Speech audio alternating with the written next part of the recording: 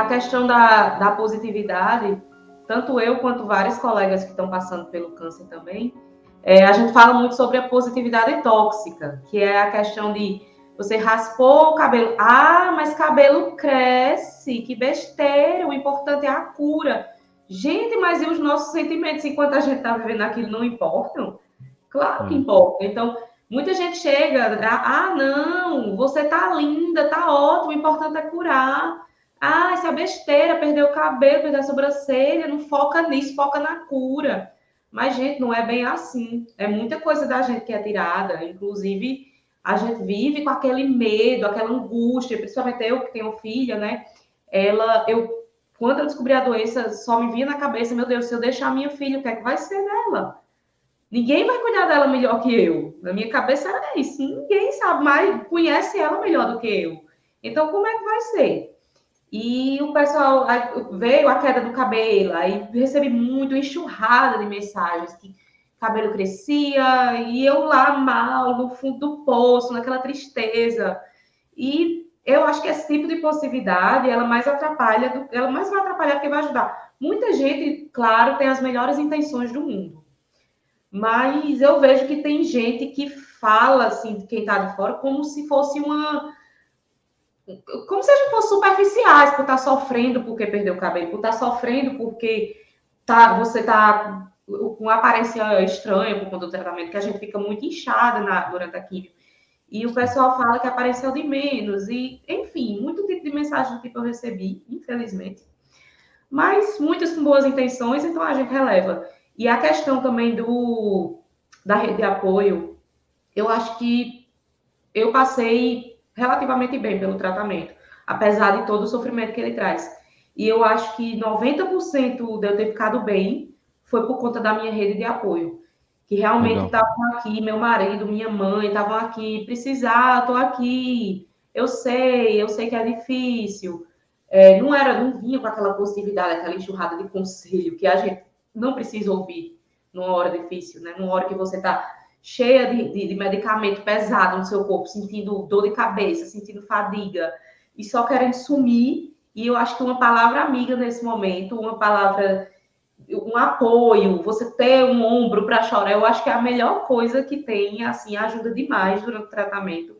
Eu, inclusive, já fiz até post no Instagram, dando dicas do que fazer com um amigo ou familiar que está com câncer, de coisas que você não deve falar, que você deve evitar falar. Eu até fiz esse post para ver se ajuda, porque quem está de fora realmente é muito difícil. Eu, antes de ter o câncer, eu tinha outra mentalidade, é porque eu já tinha passado com meu pai teve, mas eu não sabia o que falar, eu não sabia como agir.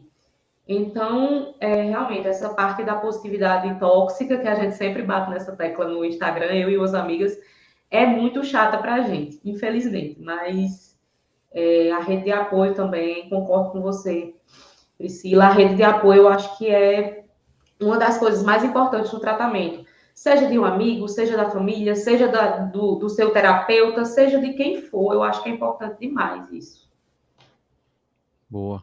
Eu acredito que também, né, opinião minha aí, acho que nessa hora você acaba também, em relação aos lugares, os ambientes que você transita e todas as pessoas que você navega, você já acaba também, já meio que selecionando, não selecionando, né, mas você já começa a perceber, né, alguns ambientes que de repente, meu, aqui não vai ser legal para mim, essa pessoa não vai ser legal, às vezes não é por mal, como você já disse, né, as pessoas às vezes não sabem como lidar, não sabem como falar, tem pessoas que devem se afastar também, né, até amigos próximos acabam se afastando porque por muitas vezes não sabe como tratar, né, não sabe como até te apoiar, né. Não sabem Então, como lidar, né? A exato, gente, infelizmente, exato. tem muitos casos assim. Eu tive muitos amigos próximos que eu senti que sumiram, sabe? Ah, Mas também tive, assim, a certeza, a confirmação de que eu tenho muitas pessoas por mim também.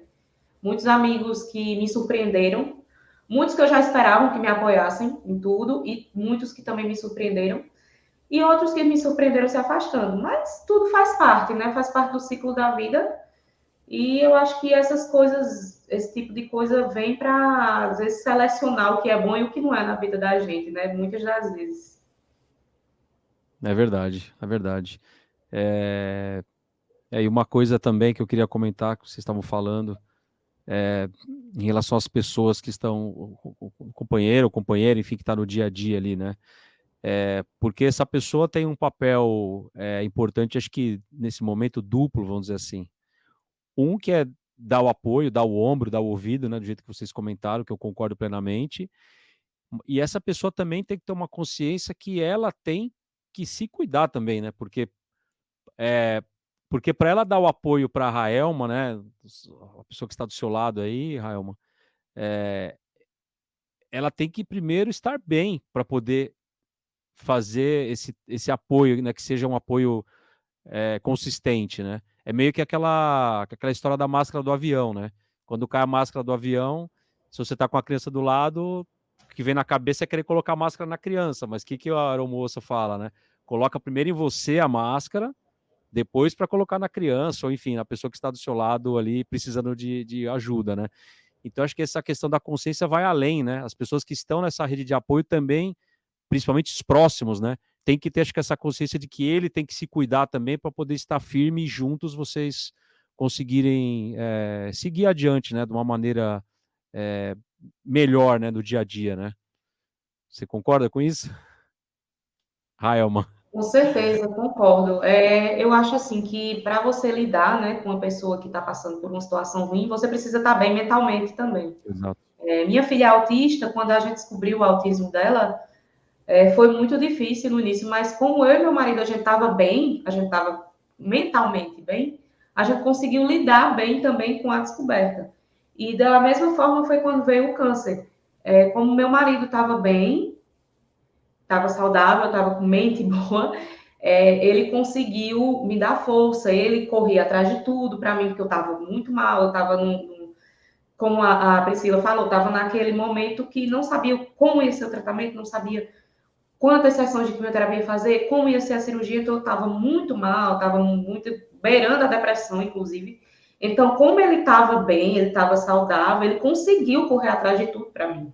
Marcava exames, marcava médicos, me levava em todo lugar para fazer as consultas, os exames. Então, eu acho assim que é muito importante. A gente tem que cuidar da saúde mental da gente também. Quem está apoiando a pessoa que está com câncer também precisa se cuidar, precisa estar bem, isso aí é fato. Se você não estiver bem, você não tem como cuidar de outra pessoa, não. É praticamente impossível. Realmente é um aprendizado para todo mundo, né?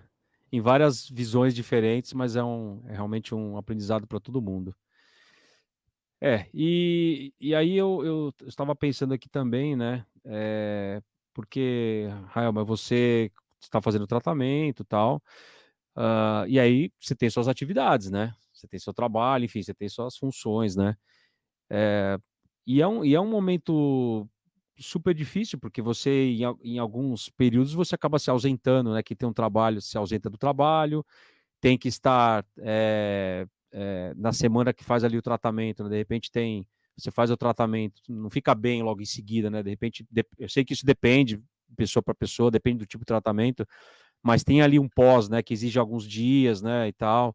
Quando a gente pensa isso, nessa situação versus o trabalho, é um assunto bem delicado também, né?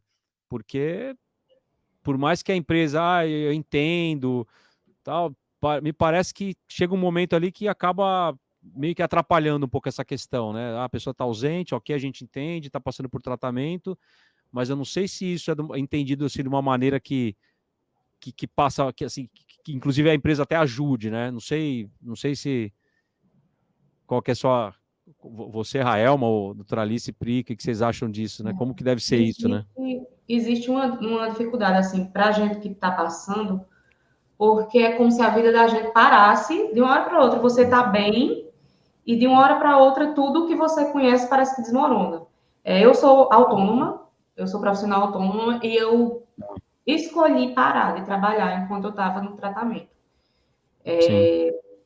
Por conta, eu sou fotógrafa de eventos e é um trabalho que exige esforço físico e exige esforço mental também, exige um bocadinho da pessoa. Então, como eu era sozinha para tudo, atender os clientes e fazer as fotos, edição, tudo, todo o aparato. Então, eu acho que, assim, para mim, ia ser mais pesado junto com o tratamento, conciliar. Eu resolvi Sim. parar. Mas eu tenho amigas, colegas que estão passando, que preferiram não parar, porque tinham receio, tinham um certo receio de quando fossem voltar, não aceitarem mais, né? Tiveram receio de realmente perder o emprego. Então, muitas não pararam. Algumas, sim, eu conheço muitas que pararam, então conseguiram auxílio do INSS e tudo mais, É. mas conheço muitas também que não pararam por receio, infelizmente. Mas hoje também vejo muitas empresas que dão todo apoio, inclusive até com despesas médicas. Até eu, por exemplo, meu esposo trabalha numa empresa e a empresa me deu apoio, me deu suporte. Então, Olha só. justamente por eu ser dependente, eles me deram suporte com medicação, com médicos, enfim, com várias coisas. Então, hoje eu vejo muitas empresas que já estão abertas a isso, mas Bom. infelizmente existem os casos de mulheres que, quando vão voltar ao trabalho, no final do tratamento, quando vão voltar, elas são dispensadas. Eu vou até ver a Alice aqui se existe alguma lei que impeça disso acontecer, porque a gente vê, infelizmente, a gente ainda vê isso acontecendo hoje em dia.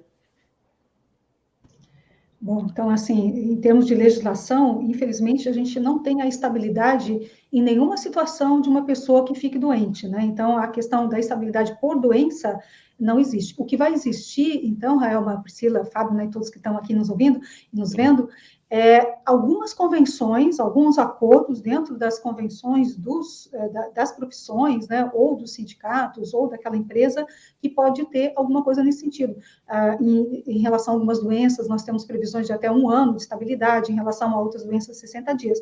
Mas terminando também o prazo de estabilidade, não tem o que fazer. Agora, o que é muito importante a gente saber também é que existe, não deve existir, né? Infelizmente existe, mas não deveria existir, a questão da discriminação por conta da doença. Então, vamos só pensar uma coisa. Se a pessoa precisou ficar 15 dias afastada, ela vai ficar 15 dias afastada, a empresa paga esses 15 dias. Se ela precisar ficar afastada mais de 15 dias, ela vai pedir o auxílio-doença, né? O auxílio-doença é pago pelo INSS.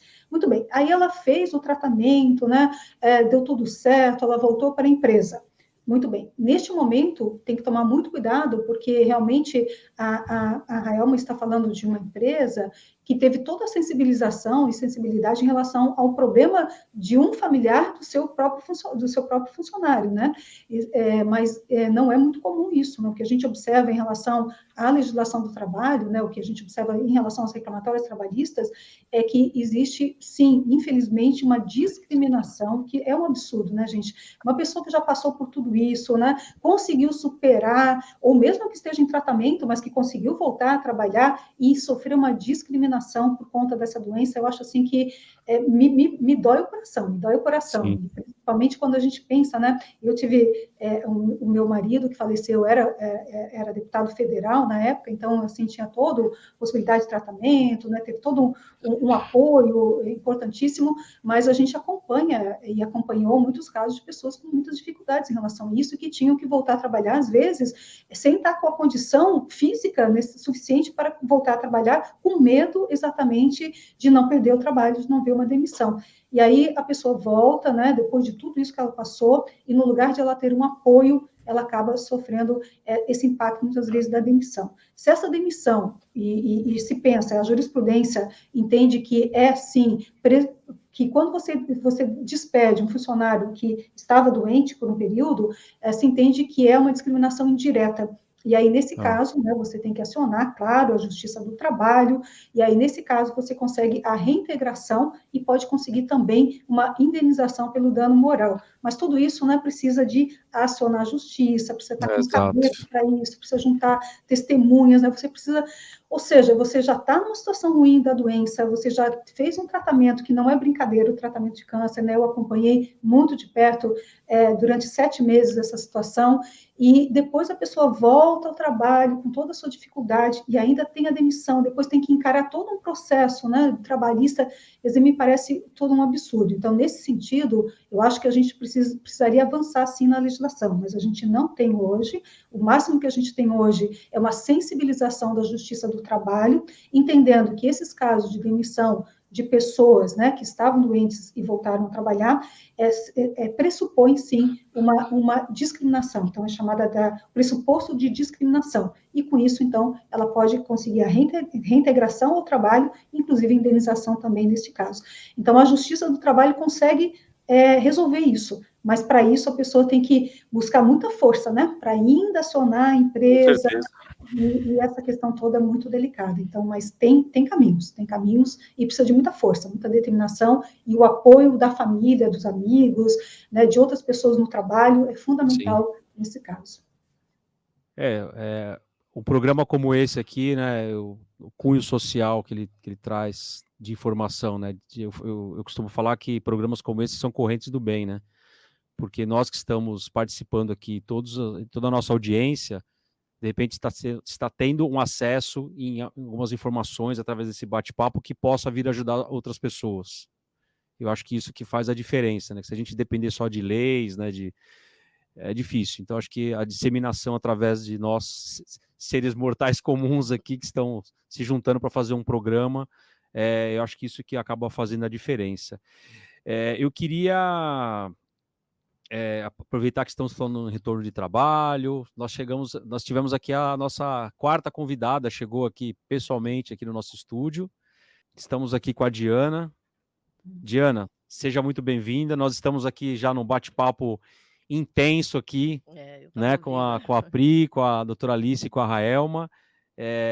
Eu queria que você, primeiro, boas-vindas, né, dar as boas-vindas. Muito obrigado pelo seu tempo, por poder vir aqui conversar aqui com a gente.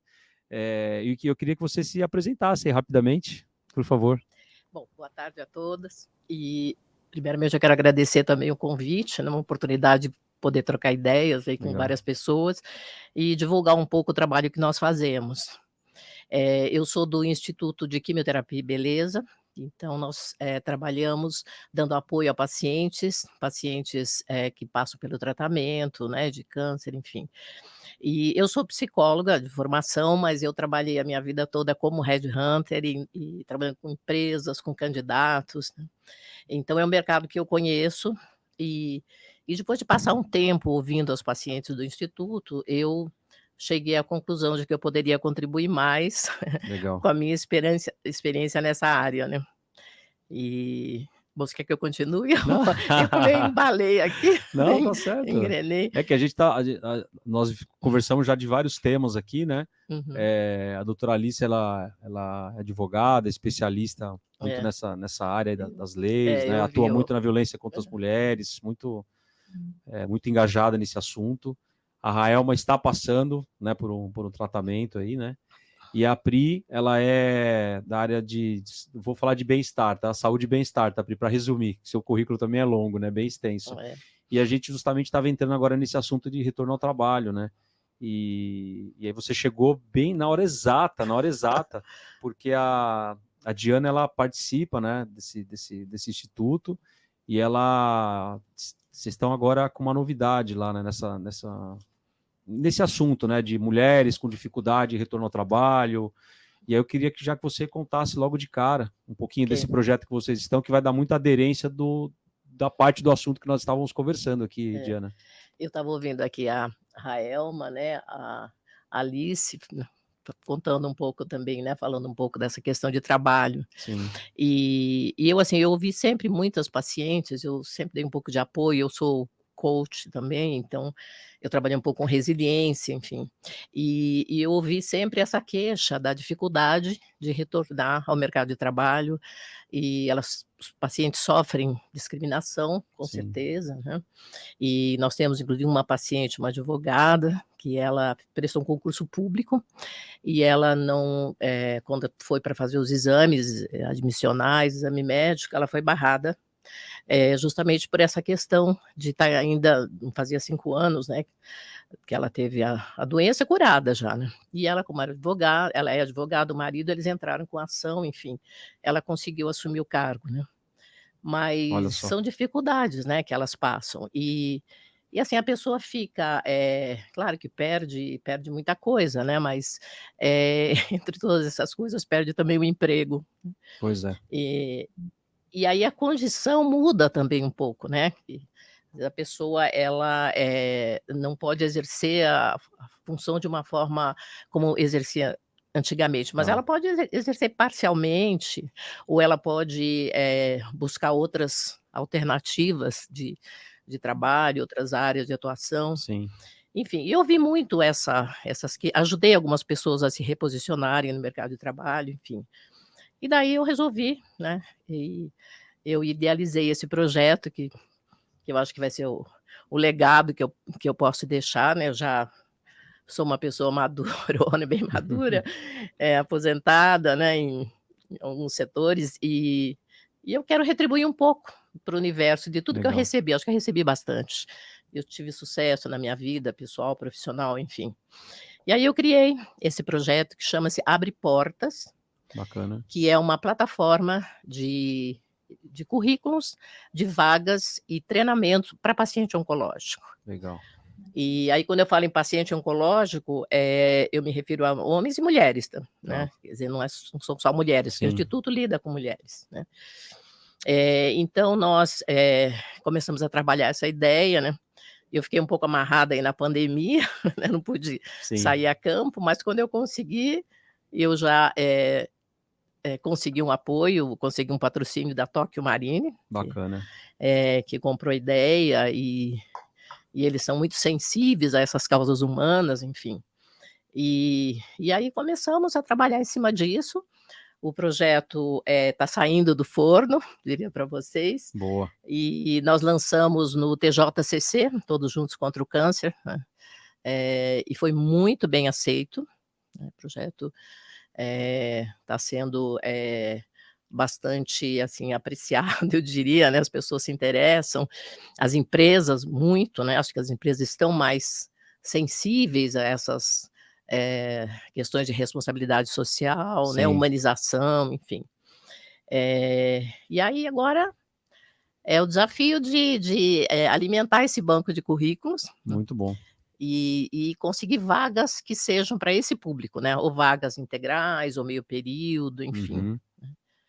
Então, hoje eu quero, assim, divulgar, né? Continuar a divulgação e pedir ajuda nessa, né?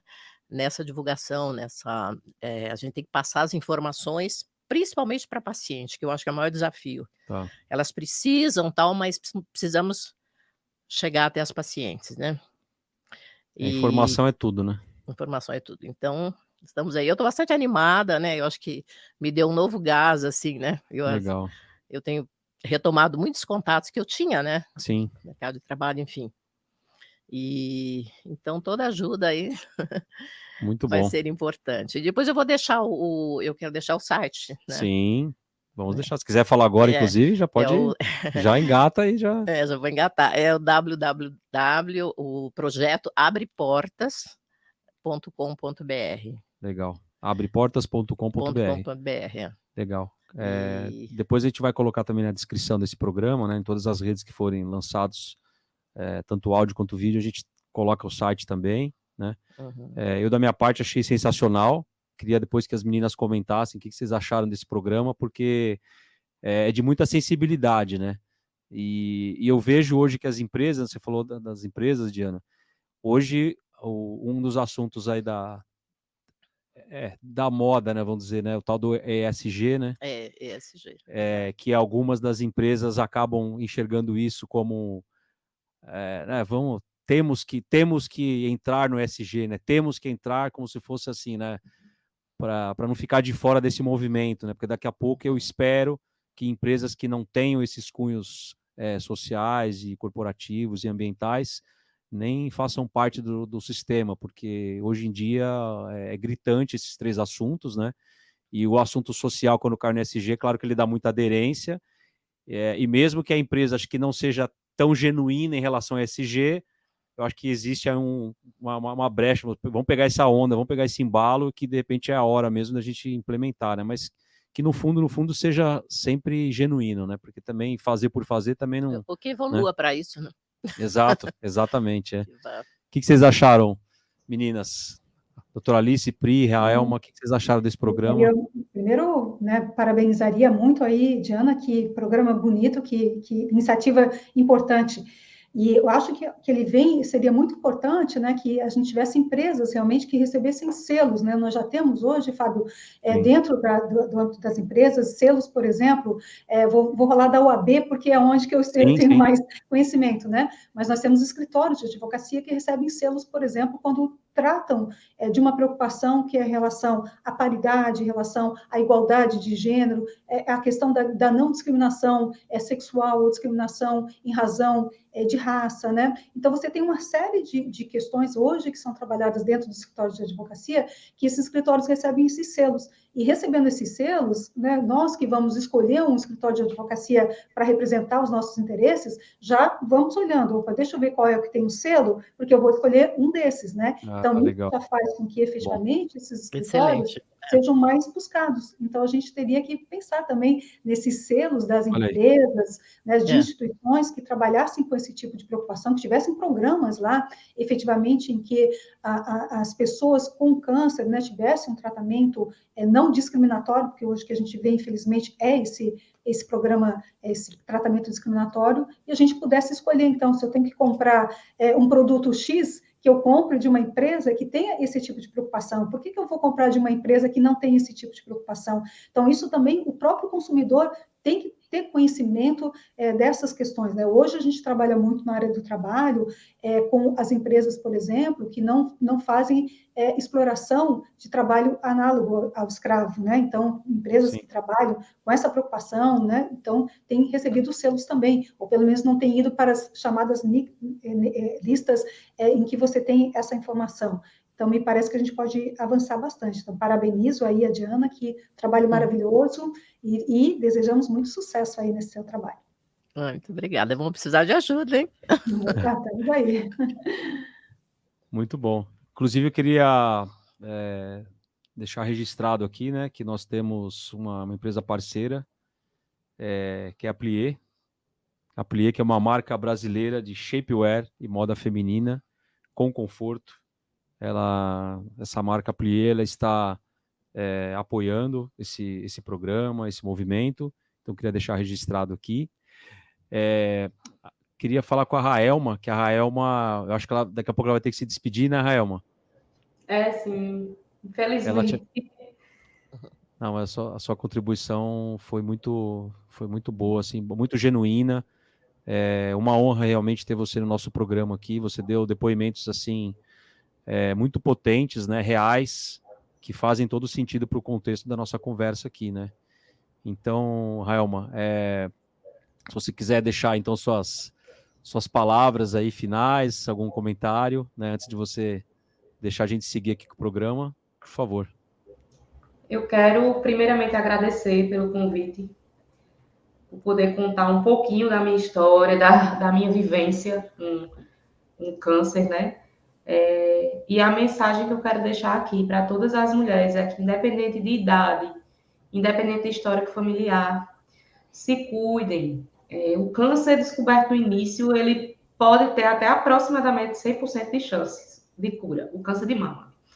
Então, eu acho que a prevenção é fundamental. Muita gente fica falando, não, quem procura acha. Gente, quem procura acha e quem acha cura. Então, eu acho muito importante deixar essa mensagem aqui, que é o intuito do Outubro Rosa, né? O combate ao câncer de mama, né? A prevenção. Sim. Então, por conta do autoexame, minha vida foi salva. Eu deixo sempre a minha experiência aqui com todo mundo. Então, é isso que eu quero dizer para vocês. Se cuidem. Hoje, o câncer tem muitos tipos de tratamento. A medicina está muito moderna. A gente tem muitas chances, tem muitas vias para chegar na cura. Se uma não der certo, a gente parte para outra. O importante é chegar lá. Sei que não é fácil para quem está passando, que está ouvindo aqui a gente. Sei que não é fácil. Sei que não é uma estrada fácil, mas contando com o apoio da família, dos amigos, do seu terapeuta, você vai conseguir chegar lá. Então, é isso que eu quero dizer para vocês. O câncer tem que deixar de ser um tabu, tem que deixar de ser um bicho de 7 cabeças. As pessoas têm que procurar se prevenir, procurar um estilo de vida mais saudável, procurar fazer exames, procurar prevenir de toda forma. E é isso a minha mensagem. E podem contar comigo sempre. Eu agradeço demais. Gostei muito de participar aqui, gostei muito de conhecer vocês. E muito obrigada e até a próxima, se Deus quiser. Muito bom. Raelma, deixa seu contato, deixa se as pessoas quiserem conectar com você. Afinal, você puxa, você deixou tanto ensinamento aqui, tanto aprendizado, né, para a gente que está participando, né? e principalmente muita inspiração mesmo. Parabenizando aí, Raelma, foi uma alegria muito grande te conhecer. Parabéns por essa força, que continue assim, né? Obrigada. Eu vou deixar o meu Instagram aqui. O meu Instagram é @_Raelma. É bem fácil. Se você colocar Raelma, você já encontra, porque não é um nome comum, né? Mas é @_Raelma. Me sigam lá. Eu postei lá. Postei quando estou postando toda a minha trajetória. Legal. Ajudo muitas pessoas. Converso com muitas pessoas. Faço vídeos também que ajudam. Então, me sigam lá. Espero vocês e contem comigo sempre. Muito obrigada. Legal, nós que agradecemos. E boa sorte. Conte com a gente aqui também. Tchau, tchau. Obrigado. Tchau. Tchau.